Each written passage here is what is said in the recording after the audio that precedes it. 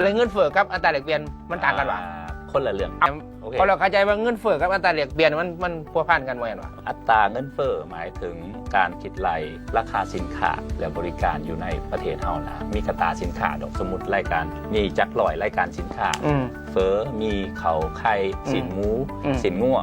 ไล่เขาในกระตาและเบิ่งว่าอัตราเงินเฟ้อเฮาแต่ละเดือนเพิ่มขึ้นเท่าใดหรือว่าค่าของแฮมสินค้าและบริการต่างๆมันเพิ่มขึ้น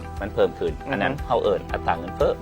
ส่วนอัตราแลกเปลี่ยนหมายถึงเงินเท่านี่นะเทียบกับเงินตราต่างประเทศเทียบกับดอลลาร์เนาะสมมติว่าเดี๋ยวนี้ก็ประมาณ23,000กีบต่อ1ดอลลาร์หรือเงินบาทกับประมาณ690 680อันนี้แม่นอัตราแลกเปลี่ยนแล้วมันลิงก์กันระหว่างอัตราแลกเปลี่ยนกับเงินเฟ้อนี้เฮาคิดรายละการออนคาของเงินกีบเฮานี่นะถ้าออนคาไป 1% จะเฮ็ดให้เกิดเงินเฟ้ออยู่ 0.6% โดยประมาณ1 ต่อ 0.6 แม่นแหละฉะนั้นหลายประเทศกับความสัมพันธ์มันสิบ่สูงมานี่ประเทศเฮาสูงย้อนประเทศเฮาเป็นประเทศที่นำเข้าสุทธิหมายความว่าสินค้าและบริการต่างๆส่วนหลายของเฮานำเข้ามา